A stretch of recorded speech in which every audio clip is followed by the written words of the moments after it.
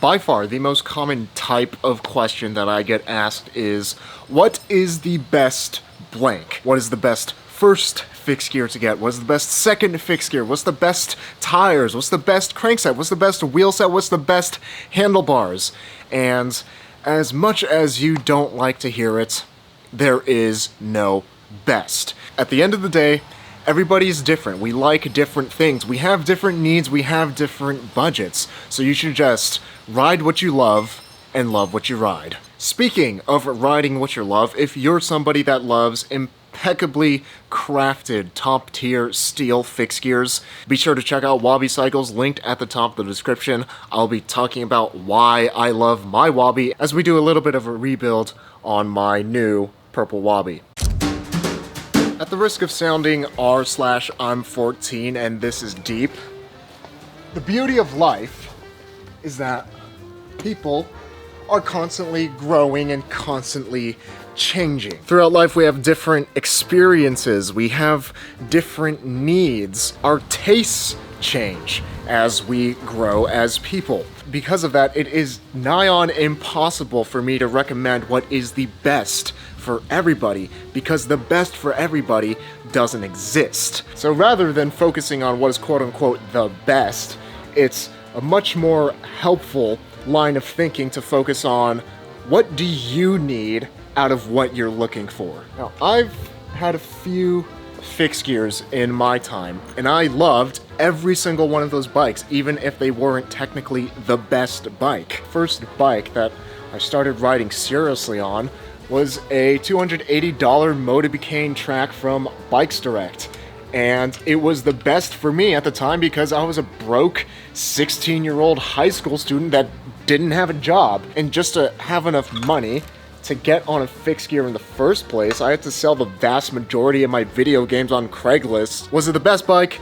Not by a long shot, but it was good enough, and it was able to get me riding and falling in love with fixed gear really hard. More so than the bike itself, I loved that bike because it allowed me to have some really great experiences. I made some lifelong friends, and it was just a ton of fun riding fixed gears around the neighborhood with all of my buddies, even if it was just a super basic fixed gear. As I slowly upgraded that first Wabi track, I realized that I could just build another bike. I had enough parts, so I went out on Craigslist and got myself another basic Bikes Direct bike, but slightly less basic, a Kilo TT. And as I refined my taste in the bike world, at this point, moved to San Diego, and my rides were getting longer and longer, so I started getting into more distance-oriented cycling. I wanted big tires, a Brooks saddle, compact drop bars,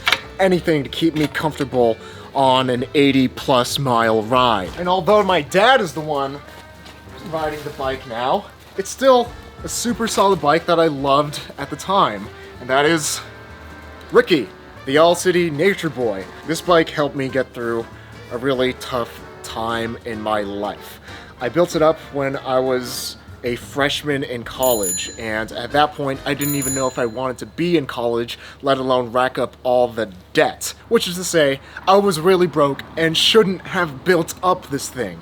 But I did because I was just really depressed. It was a time where I dreaded getting out of bed every morning because everything felt so pointless. The only thing I would want to do at that point in my life was just lie in bed and stop existing. Not necessarily die, but just to stop existing and almost wish that I had never existed in the first place. And even though I didn't really have the money to build Ricky up, I just decided, fuck it, life sucks anyway. If I'm making a poor financial decision by doing this, I don't care. Because a nice bike is at least one thing in life that brought me joy. The fact that I could ride it for hours and hours, just turn off my brain and just enjoy beautiful San Diego, and that made building up this bike really worth it. Would I recommend that you build up a bike just like this one? No, because you probably don't need a bike just like this one. It even inspired me to want to share my love for fixed gear riding with everyone and start this YouTube channel. Then in January of 2017, at this point I've been running my YouTube channel for about a year and a half, and a little company called Wabi contacted me and asked me to do a review for them. And I heard a lot of great things about them, actually exclusively great things about them and their bikes, while perusing through bike forums. So of course I said, yes, I'll review one of your bikes. Not a half bad bike for my very first fixed gear review, if I do say so myself. And even though the stock Wabi Classic was, on paper, not as nice as the Nature Boy that I had personally picked every single component, there's something about it that just hit different. It just rode way nicer than my Nature Boy, and it was while riding that bike for that review that I knew that I wanted Wabi to sponsor me. But of course, only having 10,000 subscribers at the time and being a naive 20-year-old, I had absolutely no idea how to go about doing that. And Wabi and I kept in touch after that initial first review of the Wabi Classic, and even in July of that same year, they sent over their top-of-the-line Wabi Lightning for me to review, and I just kept thinking to myself, man, these bikes are so nice, it would be a shame not to be sponsored by them. By that point, I had really developed a strong preference for nice steel bikes. And I was on my way to Taiwan without either my Nature Boy or a Wabi. I ended up buying a Loop Pista to be my daily bike in Taiwan, but it was just a basic $400 bike, which was about 1/3 as much as my Nature Boy that I was riding at the time. And despite that bike being super basic, I still really loved that thing. It was my first time ever living outside of the United States, and all I wanted was to just have a fixed gear that I could go explore the city on. Was it the best bike? Not by a long shot. I was riding a way nicer bike at home, but that $400 Loop Pista got me riding and making a bunch of cool-ass fixed gear friends, all while my nice bike was stuck sitting on the other side of the Pacific Ocean. And that summer, 2018, same year I came back from Taiwan for the first time, Wabi, luckily, contacted me and asked if I would like to do a sponsored video building up a Wabi special, a yellow Wabi special. Of course I want to get paid money to build up a bike, the exact bike that I've had my eyes on for the past few years, no less. And after building up and riding this very Wabi special, I knew in my head that I had to convince Wabi to be the sponsor of the channel, so that one, I could have this sweet yellow Wabi special, and two, so that I could make a living making these fixed gear videos. And they miraculously said yes.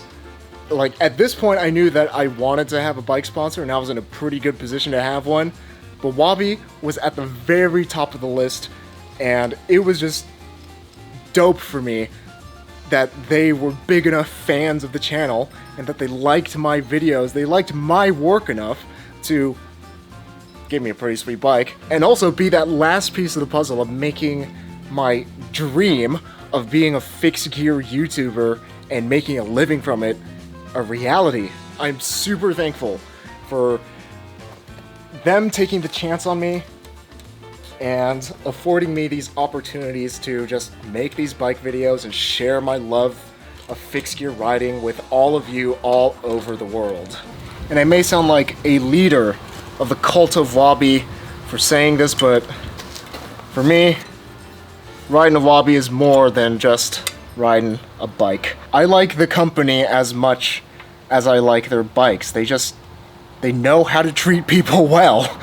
It gives me even more peace of mind knowing that these bikes come from good people.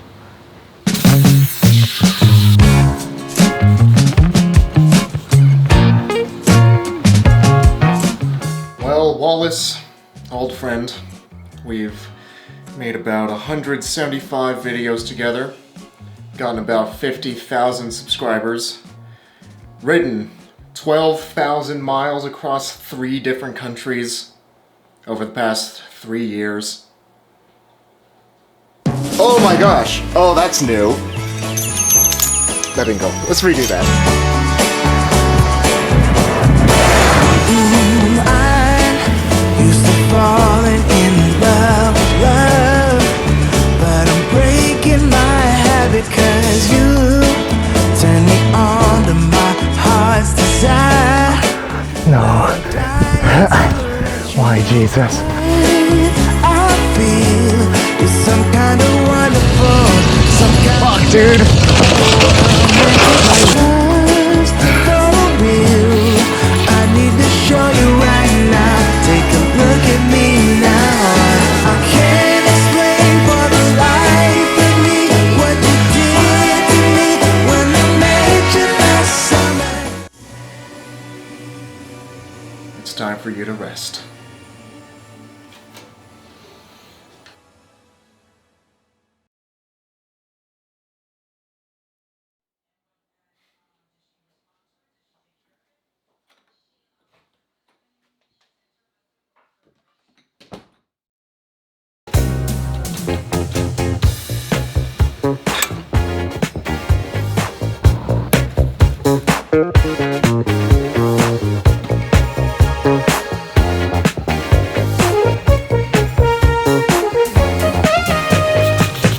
Rather than just asking everyone, hey, what's the best bike or what's the best components, you should really be asking yourself that. What exactly do you want out of your bike? What kind of bike are you trying to build and what kind of experiences are you trying to have?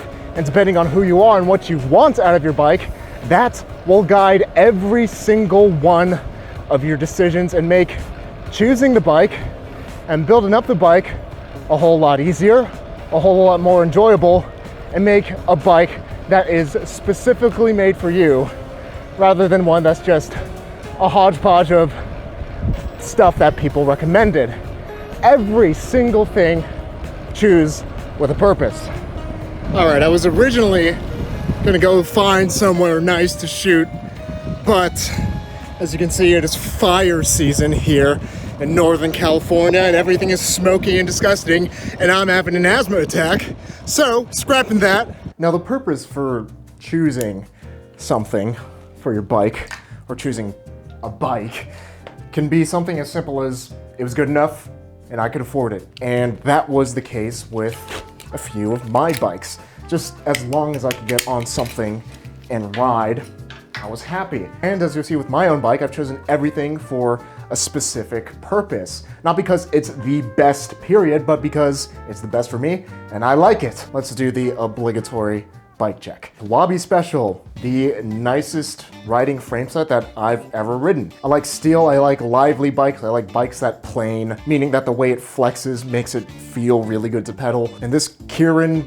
Sparkle Purple Wabi means a lot to me because I asked Wabi to do a limited run of this color and they said yes, which is super flattering that they would put enough faith in me to change their product lineup and that they think I can sell them. Lugged frame set, because I'm fancy like that, just leaves a little bit less to be desired in a bike without being so blatantly obvious that it's a nice bike, so it doesn't attract bike thieves. Only 25 of these purple Wabis were made, so shout out to everybody that bought one in the first 24 hours that these were for sale because they sold out that quickly. Got some 48 centimeter wide Nitto noodles. These are my favorite handlebars that I've ever tried. I like drops because a lot of times I travel and I can only have one handlebar. Drops are the most versatile and they look super sweet. Every single hand position on this thing is comfortable even without brake hoods, so you can get that nice faux hood position while riding a brakeless on a fixed gear. One with 48 centimeter wide because I also do not subscribe to roadie traditions and having a handlebar that's only as wide as your shoulders and nothing more and nothing less. I find that bars that are slightly wider than my shoulders are a lot more comfortable for me. And the bar type is Physique Microtex. It's nice and thin while still being relatively tacky. I like thin tape so you could feel some of the road vibration, and so your handlebars doesn't feel like you're squeezing a sausage. And of course, it's finished off with some metal Nitto bar ends. And it's connected to a negative 17 degree Nitto UI86BX stem. It's one of the only boutique level stems that is 26.0 clamp, negative 17 degrees, and black. Couldn't find anything else that fit that description. I'm super happy that I went with this instead of a cheaper stem that ticked off all those boxes, because the finish on this thing is so smooth and so liquidy and impeccable. You can really tell the difference in person between this and a cheaper stem. I figure the cockpit is pretty much the only part of the bike that you're looking at when you're riding it, so better have some nice cockpit components. Brooks Swift. Most comfortable saddle I've ever used. It ages super well. It only gets more comfortable as I ride it more. Super important for me. I ride in pants all the time. This has been the nicest saddle for pants. It doesn't chew through them every 4 to 6 months like every other saddle that I've used. It is a bit of a pain in the ass to maintain because you do have to moisten it up with Proofide every year or so, meaning I have to carry around a little tin of beeswax when I travel, and that's something weird to explain at airports. And you also need a special spanner to keep the thing tensioned. And because it's leather, it's practically water soluble. So if it gets caught out in the rain and you don't cover it with the fancy waterproof jacket that comes with it, you could very well ruin the saddle. It's way too high maintenance for me to recommend to the average rider, but because I ride in pants a lot and it's super smooth, it doesn't have anything that pants can really get caught on. And because it's super comfortable, I frequently do long rides. It's the perfect saddle for me. Paul C. Post. I like 2-bolt posts for their ease of adjustments. You can really dial in the angle. And this is a 2-bolt post that is number 1, baller, and gives me a ton of fixie points. Number 2, doesn't look stupid. And number 3, has enough setback to offset the shorter rails of the Brooks saddle. Yeah, I could have gotten the Velo Orange C-post, which was specifically designed for Brooks saddles, but gosh, no offense, Velo Orange, but that's an ugly C-post. I cannot bring myself to put my beautiful Brooks saddle on top of that. It was stupid expensive though, $200 for the C-post. I was okay with spending that much on a C-post because it's a fat tax deduction. Drivetrain, Sugino 75s in black. Just wanted to go with black for this build because it just makes the bike look a bit meaner. Super reliable, super stiff. Plenty stiff for any street use. 75s are also the best looking crankset in my eyes. They look good on just about any bike. The biggest drawback though is the bottom bracket. So if you just want to get the standard bottom bracket, that's an NJS bottom bracket. It's gonna be expensive. I think it's like $200 or something under normal circumstances, so probably more expensive right now. And it is a loose ball bearing bottom bracket that requires proprietary tools. So if you're not prepared to work on your bottom brackets at least like twice a year, this is not for you. And the whole process is pretty involved, requires a lot of tools, but once you do tune that bottom bracket and get the adjustment just right, and make sure you packed enough grease to make it so silky smooth, it is the nicest bottom bracket that I've ever tried. It's weird to say that a bottom bracket can make a huge difference in the ride quality of a bike, but it really does. And if you're willing to jump through all of those hoops to get the best experience from a bottom bracket, Sugino 75 bottom bracket or any other NJS bottom bracket are made and machined super precisely, are probably the smoothest bottom brackets that money can buy, but they are by far the most inconvenient bottom brackets that you could put on a fixed gear. There are sealed bottom brackets for 75s, but I went with the NJS one instead because I was at Faith Gear, I wanted 75s that day, and that's what they had. The pedals are MKS GR10s with stainless steel MKS toe clips and Toshi double straps in red. I have big-ish feet, wear about a size 11.5 shoe. You're Cheers for that. Please don't put me on wiki feet. So these pedals give a nice big platform to push down hard. Went with the MKS stainless steel toe clips because they look super cool. They were at Faith Gear. I saw them and I just was like, I have to have those because they have a round profile to them. They do not scuff shoes nearly as badly as regular toe clips. Toshi double straps, I like toe clips and straps. It's that perfect balance for me of having enough power transfer and control over the bike while also being comfortable and convenient to use. I don't like clipless so much, even though it does feel phenomenal to ride on, because once you get off the bike, it is a big pain in the butt. And I like wearing nice shoes. I like biking in my loafers or in my fancy pants leather boots, because it makes me feel like a badass. And Toshis are arguably the best toe straps that money can buy. Super comfortable. They have a plastic lining on the inside so they don't stretch as much, and so they'll last longer and keep their shape. Got them in red because I was at Velotrap and that's what they had. These have been out of production for like 10 years at this point, maybe longer, so you can't get black ones anymore. And I think the red looks quite nice on my purple bike. Adds a bit of warmth, so I'm all for it. Oh, of course, how could I forget?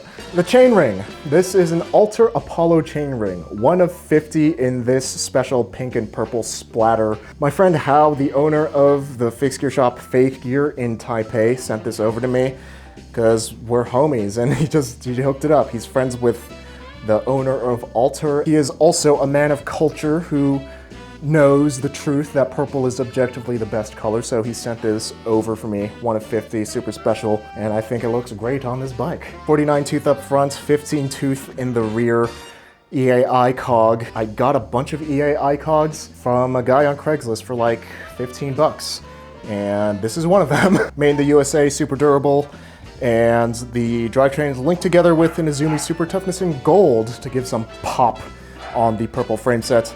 Seymour is having a fit.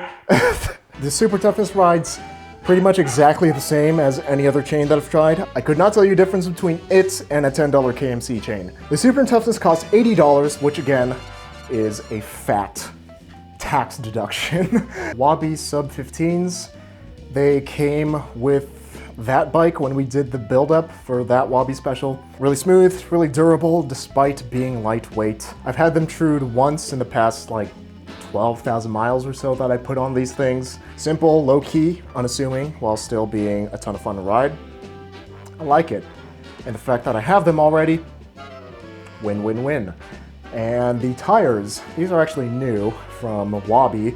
Continental Gator Skin Black Editions. 32 mil because for me, wide tires are just as fast, more comfortable, get less flats, and look cool. They've been the best all-rounder tire that I've ever tried, and with them I get on average about one flat per year. Because for me, riding bikes is way more fun than working on bikes, especially on the side of the road. Not gonna lie, this bike looks a bit weird to me, but weird in a good way, like in an unmistakable, like this is Zach's bike way.